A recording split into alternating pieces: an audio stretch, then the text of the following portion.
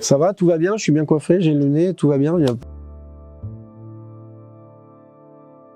Je suis Jean-Christophe, je suis à l'origine des French Bastards que j'ai créé il y a 4 ou 5 ans. Je suis un gros fan de musique de film et je suis pianiste, clavier, compositeur, arrangeur pour la plupart des titres du groupe.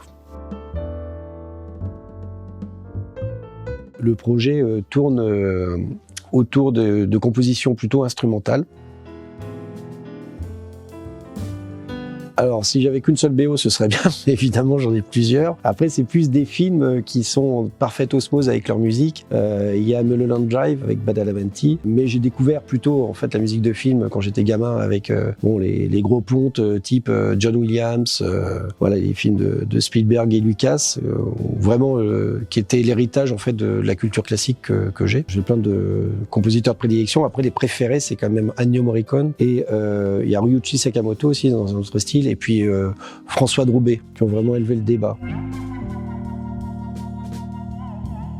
Pour The French Bastard, il y a plein d'influences et justement, c'est le but du projet, c'est d'être totalement libre de ces influences. Il y a la musique classique, je suis très fan de la musique de Philip Glass, les musiques de Michael Nyman également. Et puis après, dans la pop, moi je suis un peu un vieux de la vieille, donc touche à tout comme David Byrne et Talking Heads que j'aime beaucoup. J'aime bien jouer de la funk, j'aime bien les choses rythmées, la musique afro-américaine. Les influences latines chez Lalo Schifrin, donc compositeur de Belit et puis du thème fameux de Mission Impossible. Voilà, là il y a des influences qui vont plus loin effectivement que les simples racines occidentales, quoi.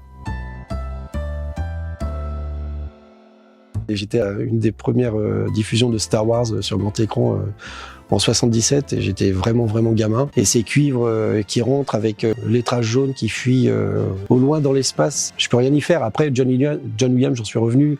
Il y a des choses qui sont très ampoulées. La reprise de la culture classique dans sa manière de composer. Les emprunts chez les Russes du début du 20e, on a vu qu'il avait piqué des thèmes et tout, etc. Moi, c'est une grosse claque. C'est vraiment un souvenir. Moi, mon chouchou de tous les temps, c'est Les Affranchis, parce que de toute manière, Scorsese, c'est une filmographie que j'adore. Et c'est quelqu'un, justement, dans Les Affranchis, qui, comme dans beaucoup de ses films, crie son amour de la musique, d'une musique contemporaine, d'une musique qui est systématiquement en modernité vis-à-vis de son discours, que ce soit en prenant les Stones, que ce soit en ressortant des vieilles combines soul qu'on avait oubliées. Dans Les Affranchis, c'est plus la mafia Nino Rota de Coppola, mais une mafia énervée, une mafia cocaïnée à fond, dont la musique accompagne et rythme la vie totalement dissolue. Ouais, Les Affranchis, pour toutes ces bonnes raisons.